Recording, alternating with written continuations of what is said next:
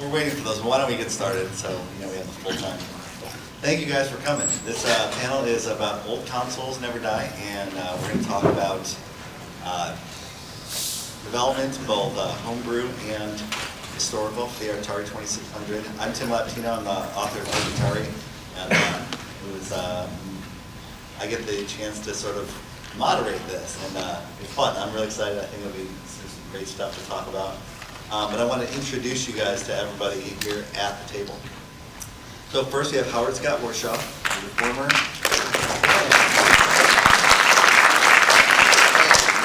Can you guys hear okay? Are we okay in terms of sound in the back? Louder. All right. Right on. Get closer to the mic. There we go. Better? Yes. Closer. Closer. You gotta be right on it. All right. So Howard is a former Atari programmer and a man who really needs very little introduction here in our circles. He's one of the most well-known Atari 2600 developers. He's created games both amazing and infamous, including Yar's Revenge, Raiders of the Lost Ark, and E.T. the Extraterrestrial. Each of his games have helped redefine what is possible on the 2600 and has really pushed the system's boundaries in different ways, whether it was gameplay or just straight up a lot of fun. He's now a licensed psychotherapist in California and has also had his work added to the video game collection at the MoMA. And we've got John Champeau, our 2600 homebrew author from Connecticut, who's created some amazing ports of the VCS, including Ladybug, Scramble, and Conquest of Mars. And his company, Champ Games, right? Different how your name is saying that. Previously developed several ports of classic arcade games in the good old 90s PC days. He's a software engineer in the electronic payment processing industry and is releasing a new homebrew this year, Super Cobra Arcade, right? Get them while they're hot. Hot Cobra cakes. All right, I won't go any farther with that. We got Darrell Spice Jr. Darrell's been a programmer since he was introduced to the Commodore PET in 1980. He has been part of the Atari scene since porting the Stella emulator to OS2 in '96. Is that right? Yeah. When he's not working as a programmer in the spacecraft design industry, I feel like that could be a whole panel in itself. He is creating homebrew games for the 2600 like the incredible Medieval Mayhem, Stay Frosty, Space Rocks, and the brand new Draconian, right? And which is also making its debut here. Right? And then Yarusso. If you don't know who Al is, you absolutely should. He is considered by many to be the backbone of the classic gaming community online. He founded AtariAge.com in 2001 with Alex Bilstein. And the site began as Alex's Atari 2600 Nexus in 1998 as a place for binaries, rarity guide, and more. And with Atari Age, they launched a forum that has drawn fans of all consoles and stripes and has become one of the main hubs for 2600 development. Al learned 6502 and Atari Basic on Atari 8-bit computers, right? And released his first commercial product, Robo Wars 2, at the age of 14. Is that correct? Yes. He's a wonderkin. He would later go on to work as a professional game developer as part of the dev team that released the award-winning Deus Ex for the PC, right? Yep. And through Atari Age, he publishes homebrews, assisting designers with production, design, and manufacturing, and really everything else that they need to do to get a game out there and have you guys play it in a real form. And my name's Tim Lapetino. I'm an author, creative director as well. In my civilian identity, I do consumer packaging and corporate identity. But you probably know me better from my side hustle, which is writing books that are sort of at this intersection of pop culture and design. And my last one was Art of Atari. That was released about this time last year, about the illustration and design work of the historic game company. And also I art directed and edited a new book coming out next month called Undisputed Street Fighter, where we sort of take the same approach to the Street Fighter franchise. So that'll be out in a few weeks. And I was super excited to moderate this panel. Actually, I think it was my idea. Because I think Atari 2600 homebrew, it's just kind of a crazy wild west of things. And I think it's really interesting to see how 2600 programming has gone from the days when Howard, when you guys were doing this and sort of blazing the trail, to now we've got, there's whole communities sort of wrapped around this work. And, there's things that have happened in terms of technology, but also just the culture of it. And I remember the very first homebrew game that I saw was, I think it was in the mid-90s, when Ed Federmeyer did Edtris 2600. And it was a cartridge with a black and white laser printed label. It looked super kind of janky, but it was Tetris on the Atari 2600. And I was in college, and I was like, wow, someone actually made more Atari games. It felt like, oh, the canon was closed, and now it's been blown open by this game. And and I think people took the baton and just did some really amazing things. So some of the stuff that we want to talk about today is just how that environment has changed, what it was like to program games in the 80s when you were competing commercially against other companies, and what it's like now to do it as a as a side hustle and do it in the spirit of sort of collaboration. So let me start. I've got some questions that I kind of all want you guys to answer, and then I want to break down into some specifics, and then we'll kind of just let the mayhem just happen. So first of all, how many people in this room would consider yourself pretty technical, like understand programming or have a background in there? Okay, so you're all smarter than me. Okay, well, that's good. That's how I like it. So we can get a little bit technical with some of this stuff, but let's not alienate the normals, like myself. But how would you guys describe, programming for the 2600 to another developer who maybe isn't a developer for video games? Why don't we just start on the end, Al, and then we'll just work this way? Like, oh, that's why? A good question. Like, if I say to you, you're like, oh yeah, well, somebody's making Atari 2600 games in 2017, and why? Why? Well, that's a very good question. A lot of people grew up, obviously, with the Atari 2600. It's 40 years old now, in case you haven't seen the signs plastered all over the museum. That make me feel old. And as those people grew up and they got real jobs and everything else, they probably discovered that people are still creating games, and they started to look into it. And it's very unique and challenging experience to develop a game for a system that you grew up with. I was like 7 years old when the 2600 came out. I still haven't actually programmed a game for the 2600, but it's going to happen someday, I promise. But the 2600 is a unique beast. It's very challenging to develop for. You don't have any video RAM. It all has to be done in assembly, at least if you want to do it efficiently. And it's one of the systems that somebody can develop a game from scratch, from start to finish, including the artwork and the sound and maybe music. And then after they finished programming the game, testing it, they can actually produce cartridges on their own as well. Once you get into more advanced systems, even just the 5200 and up, you start to need, you need someone to create art for you. You need someone to create music and sound effects and all that, and it becomes more of a 2 or 3 or 4 person effort. And obviously, the teams today are just ridiculous. So I think that part of that is that it's a fun challenge for people to create games and then actually see other people enjoying them, in 40 years later. So I think that's at least part of the motivation. Everyone's probably got their own reasons. Did I answer that well enough? Yeah. Did I even answer the question? Yeah. Okay, good. So let's see. I don't feel old either. The 40th anniversary, I think I was 2 when it came out originally. So you can do the math. Programming for the 2600 it's just super, super primitive. And that's both its charm and its challenge, right? Modern development hopefully is nothing like the 2600. It's more sophisticated, it's more involved, and it has a better product, hopefully. If you think about it, an average game today could easily be 4 gig on disk or downloadable. These games were 4K, which means that games have literally grown 1 million times. Games are 1 million times bigger. I hope they're 1 million times better, but I don't know. But the thing about developing on the 2600 was it wasn't about making a game, it wasn't about a big concept piece, it was about solving a very interesting and intricate puzzle. Because the kinds of challenges you had to deal with on the 2600 above and beyond making a game was figuring out how to fool a very simple and limited hardware into doing more than anyone had ever really conceived it could. And that was something we all competed on, and people still do today. So why do it today with all the other development alternatives? As I understand it, that's basically the question. And I think the answer is because joining a game group, a studio, in a massive collaborative development is okay, but working on the 2600 is a work of authorship. It's something you completely own, the game is yours. And that is a wonderful experience to have. So I can see why people still want to meet that challenge today. And I can see why it's other people. Great. All right.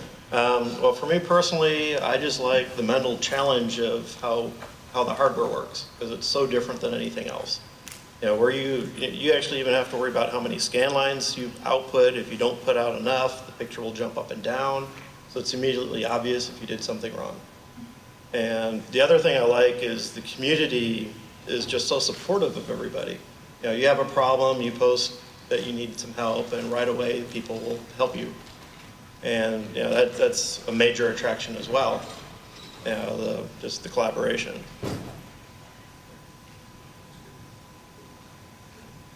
Yeah, that's it. I'm just kidding. Yeah. Okay, yeah, just since I'm going fourth, you know, basically everyone's already said kind of the things I was going to say. In general, you know, when the Atari came out, I was I think 3. Howard and I went to school together. No, but seriously, you know, the first thing when you're that age, you start playing those games, you know, you get excited about, wow, this is really fun to play. But as an engineer, you start thinking about how did they do this? That's kind of what drove me. Then when I was like 12, me and my friend, we designed a game. We sent the design to Atari. It was rejected. So I think I carried them for a few years. Then I said, I'll show them. What was the game? Mountain Raider. It's a game that it will be coming to a store soon near you. So it won't be. It was basically a game, you know, you can imagine a 12-year-old just saying, I want all this to happen. I think it was a mishmash of 10 different games. I think it's actually impossible. Anyway, dial things back a little bit. Making games now, as Al and others have said, it's creative and it's obsessive, actually. That's the way I feel. It's like once I get into I took like a 10-year break between Ladybug and Scramble. And one of the reasons is because it keeps you up at night. You dream in cycles. Yep. And you're sitting there thinking, how am I going to make this work? How am I going to make this work? But that it's a passion, obsession, something that it's creative too. So it gives you a break from the daily grind. So that's it. So. No, that totally makes sense. No, that's great.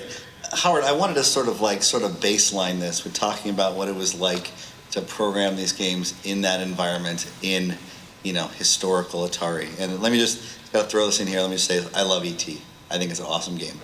And I'm receptive to that. No, I love the fact that, you know, it used symbols and randomness to, you know, and make that game a treasure hunt. I mean, it's great. I just, you know, if it was named anything else, it'd probably be one of the best. Well, I guess it was one of the best-selling games. It would still be one of the best-selling games. If it had 6 weeks to go instead of 5, it probably would have been a much better game. So let's talk about that. So 5 weeks, you had a workstation installed in your home, is that right? I did. You know, so how was it, let's talk about a little bit about that development. Like, what did that setup look like, and how was that different than how you should have done that game, like in that programming environment? It's an interesting question. So, you know, how I should have done the game was to do it in about 5 times the schedule. That would have been the should, because the thing that E.T. really lacked was what I call reflection time, right? In developing a game, you have, first playable is a big thing, right? You have your game design. Then you have first playable, which is the first time you've implemented all the basic rules of the game. The graphics don't have to look like anything, but the motion and the action and every element of the game is represented. So you can effectively, you can't visually enjoy the game like you might, but you can play the game and start to get a feel for how the design works. That's first playable. And it's true that for E.T. I did have a development system installed in my home in addition to work, so that the only time I was more than 2 minutes away from being able to actively code on it was when I was literally driving between the office and home. Because you never know when something's going to hit you. When you only have that much time, you have to include your sleep time. You know, you ever have a problem you're working on and you go to sleep and you wake up in the middle of the night and you think, oh yeah, that's what I could do. So I would get up and go start typing in moments like that. I tried to use the sleep as one element of what was going on. So it was kind of a weird approach to the development. And what I like to say is one of the biggest problems with ET is that I realized virtually 100% of my design concept. That's the problem. And the reason I say that's the problem is because if you think about it, in most games, you have an original design concept, and first playable should be close to 100% of that design concept, but then you see what your design actually is when it's realized, and you realize what the problems are with it, and you start to work on that, you start to shift it, you start to change it. So in most creative projects, a good development gets lower and lower and lower in terms of percentage of original concept implemented, right? You want to move away from it because you want to do better than the original concept. So one of the problems with ET was I really realized virtually 100% of my original concept, which means I never improved on the original concept. And so it was a reasonable original concept, and I'll stand by it, but it didn't have any tuning or tweaking time, and that's a very important part of the development, as I came to realize. And what was it like in terms of like the environment at Atari when you weren't working specifically on ET? So ET was not representative of development at Atari, fortunately. And so those are two different questions. One is, what was it like doing ET? The other is what it was like to work at Atari. I sort of disappeared for 5 weeks from my peer group when I was doing ET. Most of the time was much more relaxed. It was an awesome place to work. There was no place ever. I enjoyed working at Atari because I think Rob Phillip put it really well in the Once Upon Atari documentary, which some of you, have ever heard of Once Upon Atari? Yeah. Just check it. So he said, you're like in your early 20s, you're getting paid a pretty high salary, you have complete creative control of your product, and you do whatever you want to produce that product as long as you produce one. That's a pretty unusual situation, and it's a pretty nice situation. And so we had a bunch of people who were like that. And everybody at Atari, when I got to Atari, they were all very technically astute people, but they were also very weird and interesting people. So that made it a very cool place to be. So the work you're doing is very interesting and very challenging. But when you're not working and you're hanging out with the people around you, or you're just seeing the stuff that they do, that was an extraordinary experience. I saw a lot of very strange, weird things. A lot of people say that my experiences at Atari were one of the key aspects of why I ultimately became a therapist. And probably could have used one at Atari. In fact, probably could have used one virtually every place I've ever worked in games. So Atari was an amazing place because there were amazing people there. And we had individual challenges, but as a group, the interaction was very stimulating, and I think that always fed back into our work. So that's not too long, I think. Does that answer your question? Yeah. And was it a real collaborative? I mean, if you came up with a way to solve something, would that sort of flow into everybody else's work as well? Or was it more one-upsmanship? What was that like? Well, it was both. There was definitely a one-upsmanship and who could develop techniques. We were all trying to come up with clever ways of tricking the machine. And in fact, I don't know if any of you are going to the auction tonight, but I am auctioning off something I found in my closet the other day, which was an original listing of Yar's Revenge. So if you want to see what 2600 code looks like back from then with a number of tricks and stuff, that's available. And it's commented, which is also very unusual in 2600 games. But, we would compete to develop interesting techniques. And then you disseminate them because you have to let people know. But we weren't trying to keep other people from having it. We wanted to be the one who was known for the one who developed it. And then you want to make it available because the more people who pick it up, imitation's the sincerest form of flattery. So it was both collaborative and competitive, which is unusual. It takes a special kind of people to be able to manage that. And almost anybody who worked at Atari could pretty much be classified as special. Now, you guys, for the rest of you, how does that jive with the homebrew scene that you have experienced? Is it similar to that? Is it different? What does it look like in comparison? Similar. Yeah. Once you figure out new tricks, you share it. But you definitely want people to know that you're the one. Well, the sharing aspect of it is much different. There was no internet, obviously, when you were doing that. And I think that's actually enabled the homebrew community, because one individual trying to figure out how Stella works, how the system works, would be almost impossible without, even with the documentation that you guys had, it would still be extremely difficult without other people to lean on. That's all I did was read the manual. Yeah, see, you're a pioneer. And Yeah, you got me there. the homebrew community with the forums and Facebook and just websites and everything, all this knowledge that people discovered and compiled over the years, and source code, a lot of people release the source code for the 2600 games, and it sometimes is well commented, and that really helps people to dive into 6502 and then tweak it and play around with it and learn it, and then of course ask questions, as Darrell mentioned earlier. The community has been great, and there's a lot of really talented people. And a lot of them are willing to share their help, especially for people who are, showing that, they want to learn, they're asking good questions, and not just want someone else to do all their work for them. But as far as the environment, I mean, you had a workstation at home, well, I'm sure it was a lot different then. Only for that project, then it Yeah. disappeared very quickly. And of course, the homebrew community, pretty much everyone is doing it from home, Exactly. and usually in their part-time while they're, doing everything else in their life between full-time, it's usually fairly low priority. I was going to say one quick thing. Community is really a huge thing. And what's interesting is we had a sneaker net at Atari because there was no web. But now it's a distributed community. It's a disseminated community. But I really believe that community. What I got from the people in the next office, you guys are getting from other people, and without peers, nobody really gets anywhere on the 2600. Now, what, in terms of let's talk tools for a turn. Let's go nerdy for a little bit. Howard, talk to us about tools. What were the way that you developed some of the tools you're using, and let's talk about how that's totally different, because I think everybody else who's working on those games here, you guys have a monstrous advantage, even aside from the peer group, and the distributed nature of that. Oh, huge. Very quickly. I don't know, there's a picture of me sitting at my desk holding a cigarette. I don't know how many of you have seen that picture.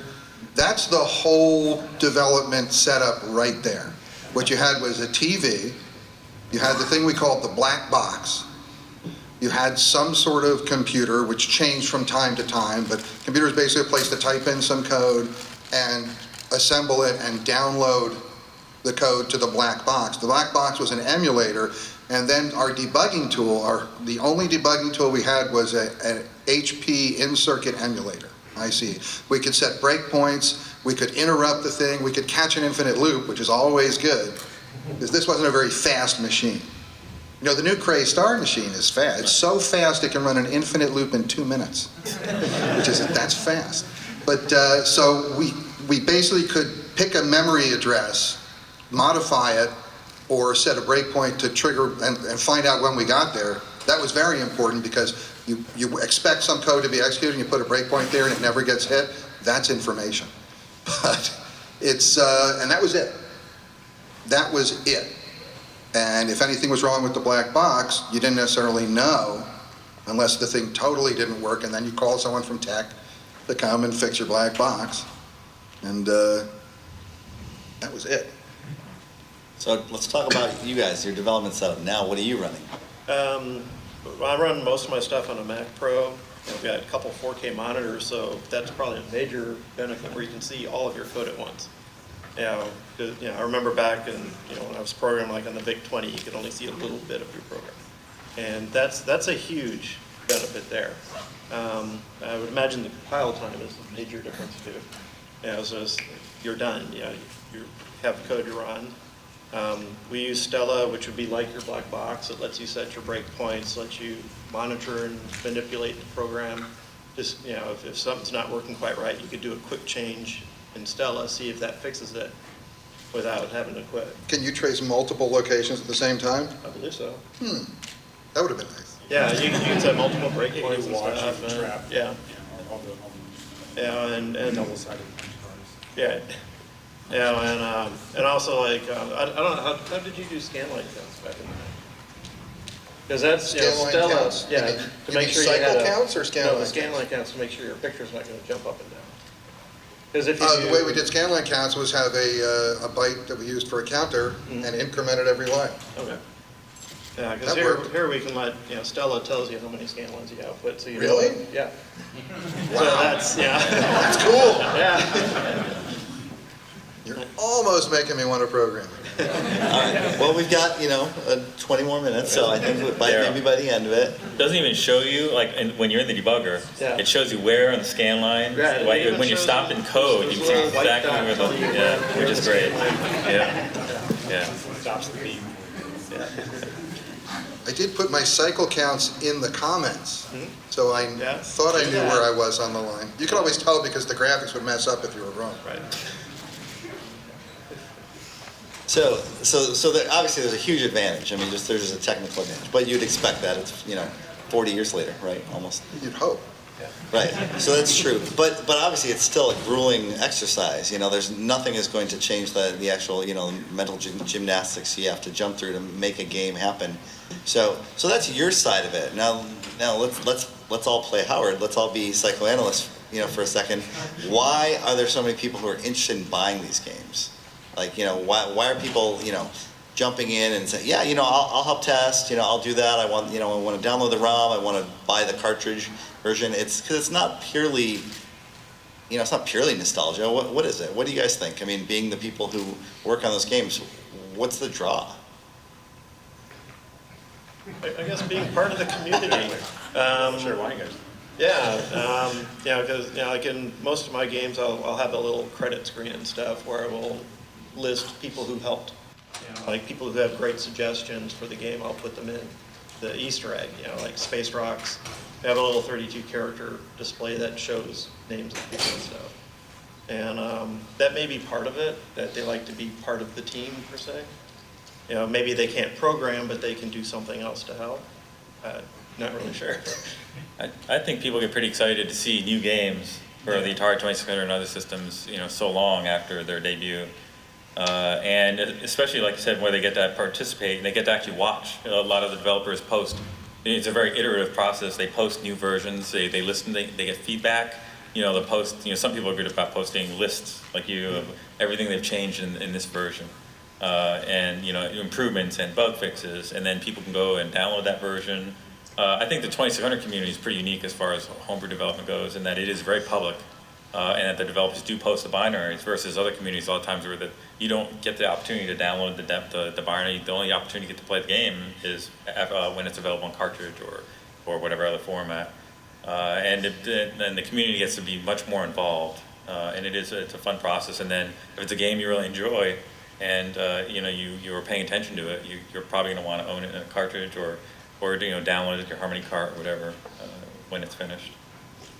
Yeah, it's almost like development is a spectator sport, It is for those type of public projects. Now, there are some private projects like Super Cobra Arcade was done in private, and that was a big surprise when it was just announced a couple weeks ago. People had no idea that was coming. So that's fun. That doesn't happen very often, so those are more of a surprise, and it's fun to do that on occasion. So do you guys, you were kind of quiet when I said, why do people like these games? I mean, are you guys also, do you feel like you're hey, that looks really cool? I mean, just step out of the programmer's shoes for a minute. Do you see these games, you're like, oh, that's a totally fun game, I'm buying that, I want that? I mean, how do you guys feel about that? Yeah, I pick games that I like to play and stuff. And, one of the nice things is because you can download the ROMs ahead of time, you can find out if you're going to even like the game. And so that is a perk on that. Yeah, I would say for me, I did Ladybug and Scramble. Those are two games that I always wanted to have made for the Atari that weren't. So I know a lot of the feedback that I get when I released the game. That I can't believe it's not the 2600. How did they do that? Back when the Atari scene. We all stepped away at some point. Discover girls, right? Yeah. Or guys. I would say though, no, go ahead. No, that's it. So when I came back and started getting back into Atari in the 90s, and you see all these late 80s releases that you didn't even know about, it's like, wow, that's how they made Commando for the Atari, whatever. And then I think that kind of carried on with these games. We're that was making myself. So, as I say, there's two types of people that make games. Creative people that make new games, and then there's the programmers. not really good at designing games, but, you know, we can make games that, you know, based on other ones. Part of the challenge there is to be creative in the sense that, you know, you obviously can't make a one-to-one port just because of the original hardware and how it was made. So I find it to be very creative, like Ladybug, how they like the timer going along, and then people reach out to me and say, that was very creative. You know, how did you do that? You know, so kind of almost how Howard with that Yard's Revenge. You know, I don't know. Oh, please. You know, exactly. Plenty to share. You know, like, he started off doing Star Castle. That turned into Yard's Revenge, so that was similar. Okay. Yeah, no, that's cool. And using the creative constraints, like, you know, using the, Yes. you know, the Yarusso Revenge, the explosion with the, you know, the code. You know, that's really, Howard, what do you think of the, you know, of the things you've seen, you know, from the homebrew scene and some of the things they're doing with, you know, the chips and, you know, just a lot of stuff. What do you think about it? Well, okay, so speaking as a therapist, I would say that I think the major contributing factor to people still really being engaged and interested in the 2600 is probably early childhood trauma, by and large, but, I can vouch for that. and I'm available. But it's, you know, one of the things I'm going to talk about next hour is the art versus the science of gaming. And I think you just summed it up really, really well, is that doing a game on the 2600 is two completely separate challenges, right? One is a technical challenge. To just be able to deliver anything on the 2600 is really a pretty aggressive technical challenge. But once you get that you can actually do something on the machine, doing something that's worth doing on the machine is still a whole nother thing to do. You know, programming when you have a spec to meet a spec, you know, can be challenging at times, but it's not that rough a thing to do. But when you, if just the tech is just technical performance, when you add to the spec, it must be fun, that the user or the player must enjoy the experience, that leaves the technical world and gets into the artistic and the creative process. And I think it's kind of awesome, some of the things that are going on, because what we were doing back then, the people who designed the 2600 hardware were like amazed at where games were getting to just a few years after they had released it, because this hardware was designed to do like 4 or 5 games. It was designed to do Pong and Combat and maybe a few others. And where people were able to take it was extraordinary. And just as like those guys were super impressed with what we had come up with, having worked the hardware for years, I'm pretty impressed with a lot of the things that I see on the 2600 today. Although I do have to say that somebody actually finally did do Star Castle on the 2600, and I still honestly find myself asking why. Yeah, not just one somebody, there's 2 versions, yeah. Now, what can I say? It inspired me. That's cool. So what are there any other games? What are games that inspired you guys? Whether they're new games or, you know, like, you know, original OG. You know, what are the games that inspire you and why? I actually don't play No game playing. No, it's just Atari was. Well, that's what I meant. Atari 2600 Oh, games. okay. Like, you know, what are the games that inspired you and for whatever I reason? would say Yard's Revenge, T, Brown nose. Saboteur. No, I would say bowling. I love the original bowling. Why? It was just very simple, and actually my brother, I'm gonna give a shout out to my brother. He got a 300 in that game. Took a picture, you know, it was one of those two. So, adventure, yeah, that's it. Adventure really blew my mind as well. Just that whole, I remember seeing the picture in the catalog. There was a key on top of the square. I'm like, wow, there's a key on top of the table. I can't wait to get this game. Then you find out that the square is actually you. So, but that game itself was amazing. Those are the ones that inspired me to get into like, games. Those are the ones Really? that were, How do they do it?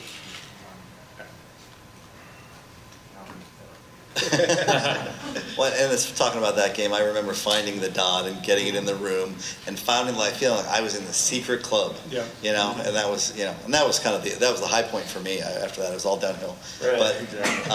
yeah, that's really cool. What about the rest of you guys? Yeah, adventure was one. We actually saved aluminum cans, went through the neighborhood, scoured them for about 3 months, my brother, sister, and I, and that was the first game that we bought for the Atari. And and I would imagine, the secret room is probably a big part of why I do the Easter eggs in my games. Sadly, I didn't have room for it in Draconia. I only had 4 bytes left, so no Easter egg this time. What about the Howard and Al? What do you guys? For me, what was weird was actually getting into games. I was inspired by the challenge of doing it. I was working at Hewlett-Packard, and I was incredibly bored and had lost all the excitement I found in college working on microprocessors. So I begged my way into Atari because they didn't want to hire me at first. I actually had to beg to get into Atari. And fortunately, they acceded. And because I just wanted to do that kind of work. I wanted to do real-time microprocessor-controlled programming. Once I got there, Adventure was awesome. Adventure was an awesome game when I really looked at that because it was genre defining. What I like is breakthrough stuff.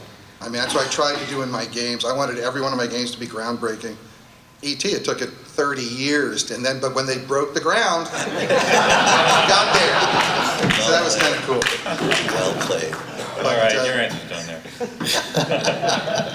No, but seriously, it's when I went to do Raiders, it was very intimidating to me because Adventure was so awesome and was something that was so fresh and so new and created a whole new idea. It was like the killer app for interactive entertainment. And so when I went to do Raiders, at first I wasn't sure I wanted to do it because I thought if I can't do something that's really a contribution that stands on Adventure's shoulder, if I just did like the next adventure or something, I didn't want to do that.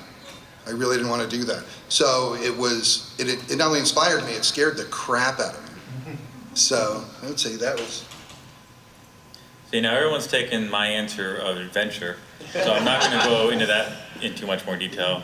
And Yar's Revenge was a uniquely original game on the 2600 when a lot of the games were ports or, especially early in the Atari 2600 life, Video Pong and other games of combat, and fairly simple games. So that was a breath of fresh air, and still one of my favorite 2600 games. Thank you. We didn't have a lot of games when I was growing up because the cartridges were expensive and we had to spend money on things like food and electricity. But we also had like E.T. and I played the hell out of that, and it was a very unique game on the 2600. There aren't a lot of exploration type games in puzzle, to find pieces and things. A lot of them are just you shoot things or kill things are very simple. Let's see what else on the 2600. Pitfall and Pitfall 2. It's the platform, but the screen-to-screen platformer. That was genre defining as well, and just a hell of a lot of fun to play. And would you ever get to the end of the game? Pitfall 2, of course, being a little bit better defined as far as that goes. So many other great games on the 2600. Star Raiders, with the keypad and everything. I didn't have an Atari 800 at the time. I wish I could have had one.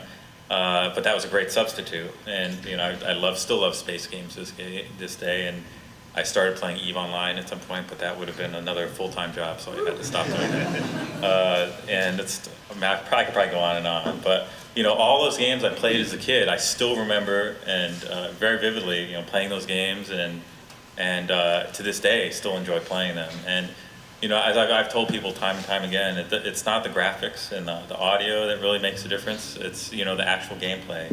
Is it fun to play? Does it capture your imagination? You don't need anything more than a dot to move around in a maze and kill the ducks, as you're moving around. So it's fun. And I think, I've got lots of photos. Oh, this may sound creepy. Of children playing 2600 games from the back. Can't see their faces. And it's really cool to see a kid who's probably never even seen a 2600 before, playing Adventure. Well, maybe not Adventure, but they're homebrew games on my booth. But Pac-Man. I've got a picture from a show a long time ago where they were playing, Pac-Man. On like the main version, but there's this little kid with a joystick playing the game, And it was, it was the same kind of wonder we probably had when we were a kid. It was a lot of fun. Yeah, So- well, and kids are good at that, right? They don't Yeah. come with it as a preconceived notion. They say, Exactly. is They this have the fun or bias, not? Yeah. Is it- Yeah. By the way, just because the pictures are taken from the back so you can't see their faces is not less creepy. Okay. But another one's, I just want to see, Warlords. Yeah. Yeah. Was a Oh, yeah, game yeah. that introduced me to the idea of, or it really inspired the idea of frenetic, interactive, Yeah. madcap play. Yeah. And the Yeah. next game I was going to do on the 2600 was going to be more along that style. And speaking of all those paddle-based games, the analog controller aspect of it was fantastic. So Kaboom was just, that was one of those games you get in the zone, and the only way you're going to finish it, or not finish it, well, I guess you can finish it, which I never did, is just, being just one with the machine and the paddle, and that's it, which you don't get with the digital controller as much. No. So yeah, that was, all the paddle games were pretty special, but Warlords is fantastic. It really is. I mean, that's one game at the Houston Arcade Expo several years ago. Someone brought a Warlords cocktail, which you don't see a lot of those, and we were up till like 6 in the morning playing that thing, 4 of us. And then, and I had a booth at the show, and the show's opening again in a couple hours.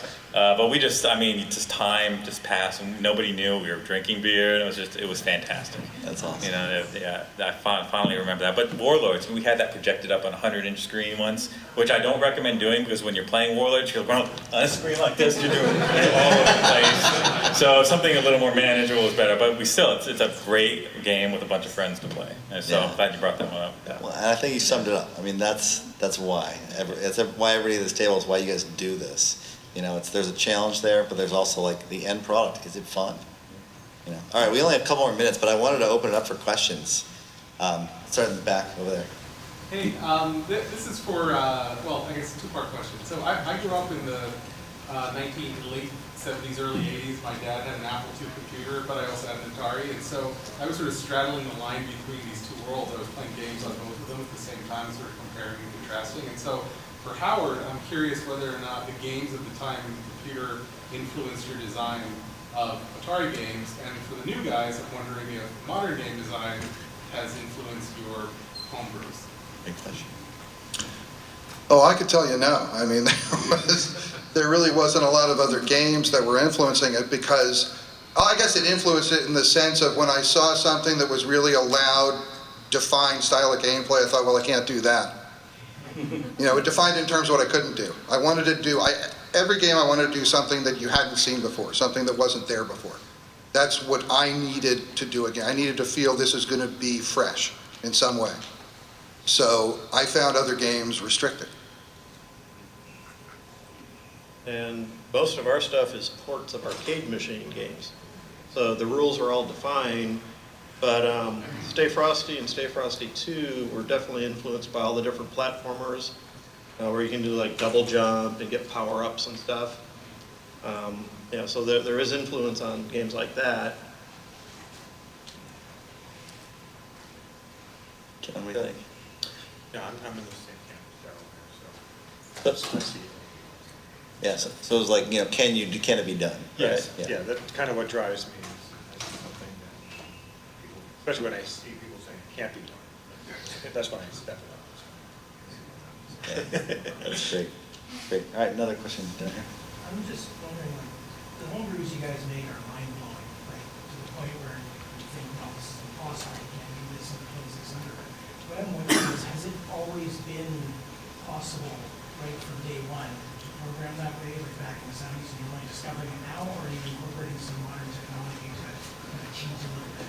Yeah, I would say my first game that I made, or one of the first games, Ladybug, that actually could have been made in 1982. That's just a 16-day cartridge. Whether they would have the time to do it, was another thing. With the tools, it certainly made it easier for me. That game that could have existed in 82. It was like Scramble cannot have. That's just because of the hardware in the cartridge. And Darrell is they're the hardware guys, so they really designed it. So that gives you it gives you a lot more memory, a lot more processing power to do things. You can still only do so much display on the screen, so that doesn't change. It's still quicker, and you're still limited to what you can actually see on the screen. but what can be done behind the scenes to improve the gameplay. The extra memory helps you have much more detailed graphics. And now with Darrell's new game, I'm Yeah. going for him. He has like a in-game sound now, which would have been digital speech that wouldn't have been able to do that back then. Yeah, my early games, were also could have been done back in the day. I did the Medieval Mayhem, which is the Warlords remake. It probably would have been more mid to late 80s because it's a 32K game. The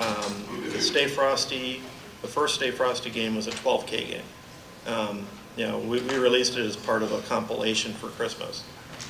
But anything that I've done after that, it requires the hardware and the cartridge. It's basically a 70 megahertz ARM processor. And we use it as a coprocessor, and we can also offload game logic to it. And so it can number crunch much more than the internal hardware could. Yeah, and also you can write your game logic in C on your developer's level. So you still have to do all the kernel code, which is actually displayed in the cars in 6507 or 6502. But my old games I did in the 90s for the PC programming were all C. So basically I can almost use almost the same code. I find myself writing this in the same style and using the same coding structures that I did for those games. I've actually thought about porting some of those games. It's hard to see how close I can do that. So, that's a huge difference too. So for me, it's like developing an assembly.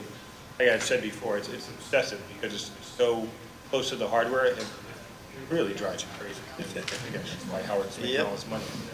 But programming in C is it's a little more relaxing.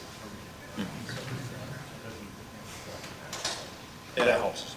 And there is one minor issue with programming in C. We don't really have a way to debug that. Yes. So you are kind of Yeah. developing blindly. So Yeah. you're more like, right, if something goes wrong, you gotta hunt and find it. And so a lot of my very early versions of my games, because I post builds all the time. One of the first things I'll do is get a score display so I can show diagnostic information on the score.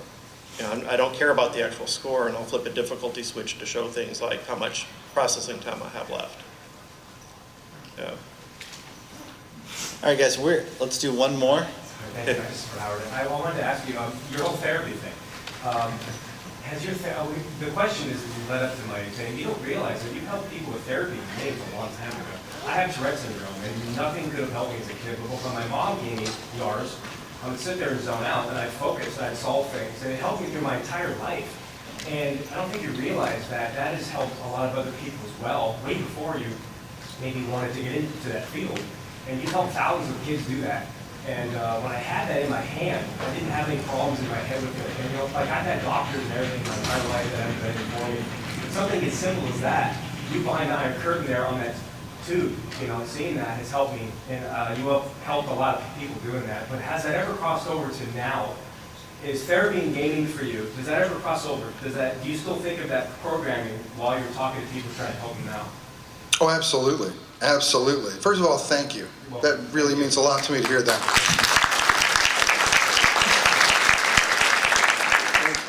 I still get choked up with this kind of stuff. But I do think about it. I approach therapy as a systems engineer because, the way I look at it is people think it's weird to go from programming to being a therapist. But the way I see it as programmers and therapists, they're all systems analysts. It's just I work on much more complicated hardware now. It's the way I see it. But also, did I realize it? What was exciting to me about video games was that when I was growing up before video games, I was bored a lot, and that was really painful for me. I didn't like being bored. So there was an aspect of when I was putting a game out, it's like I'm doing something to try and prevent teenagers now from having to go through what I went through, which I really didn't like. And there was that. So there was an aspect of me feeling like I'm trying to help people and stuff. Now I feel I'm doing it in a much more direct way. Although another connection between therapy and work in games is that what I've come to realize is that perhaps with E.T., one of the reasons I became a therapist was to address a lot of the depression and trauma that I'd created. I think that's a good end note. So let's give these guys a round of applause.